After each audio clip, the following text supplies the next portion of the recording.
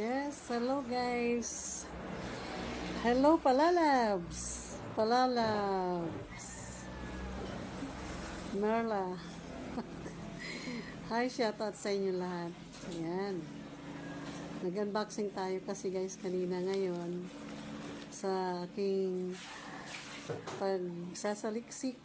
Pag naka-search na ako guys ng pagbibigyan ng watch. Itong watch na to. Ito, hello Manay Liti, kay Leticia Año Nuevo. Aba, hello. Alright. Hindi ka na nadadangog. Sige, ingat. Ayan guys, para kay Mrs. Leticia Año Nuevo. Yan. Ang mag-ina na si Aba Año Nuevo Lopez. Hello Aba. Isasabay mo na ito pag-pick up para kay mother mo, kayong dalawa na bahagian. Ayan. Yung iba po na huwag kayo magtatampo kasi hindi lahat-lahat sabay-sabay.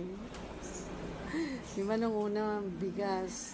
Yung iba guys na hindi ko nabigyan ng bigas, binigay ko na lang yung cash nila, lalo na yung may inabutan ako na isang senior citizen na nahirapan maglakad, kaya binigay ko cash na lang pambiling bigas at syempre kahit ano pa at kung ano pa mga naibigay natin na blessing. Ayan.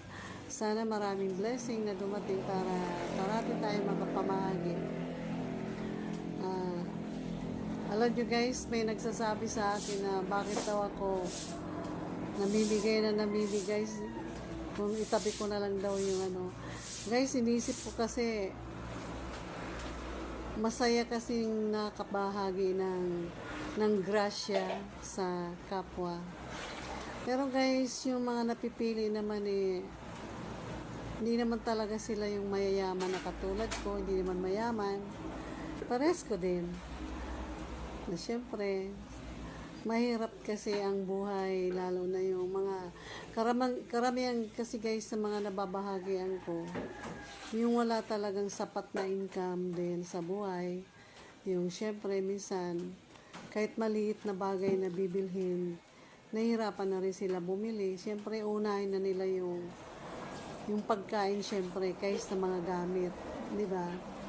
Kaya ngayon na ito yung pumasok sa isip ko kasi mahilig naman talaga akong tumulong sa kapwa. Pag mayroon lang naman guys, pag wala, ayan. Sabi nga nila, bata ako namimigay, sana daw iniipon ko yung pera. Hindi naman kasi guys kalakihan yung naipamamahagi ko, yung katamtaman lang. Kasi sa isip ko, bahala na si Lord na pagkalooban ako ng maraming blessing para nagsishare talaga. Nasa Bible naman talaga yun Sabi nga, di ba? Pag may nare-receive kang blessing, mag-share din ng blessing. Kaya ako naman, okay lang naman din sa akin kasi mas magaan yung blessing sa akin na dumadating pag ako namamahagi. Ayan. Kaya hindi ako pwedeng magdamot. Pag mayroon, ayan. Katulad ng kapatid ko dito, ganun din siya, namamahagi din siya. Lalo nang pagdating sa pagkain, hindi siya madamot. Namamahagi siya. Kaya pag may dumadating dito sa bahay, ayan, hindi may iwasan na hindi niya maabutan ng pagkain. Ayan. Importante naman kasi sa atin yung nakakapag-share ng pagkain doon sa mga taong, syempre, pag nag-share ka, magaan sa buhay at sana nga parating maraming blessing na darating sa atin lahat at mababahagi. Alright guys, maraming salamat at ito ang relo na to mapupunta kay Mrs. Leticia Año Nuevo. Ayan, maraming salamat. Thank you so much guys and God bless Yun, ayan, medyo mainit-init na ngayon meron. Lumabas na yung araw. Ay!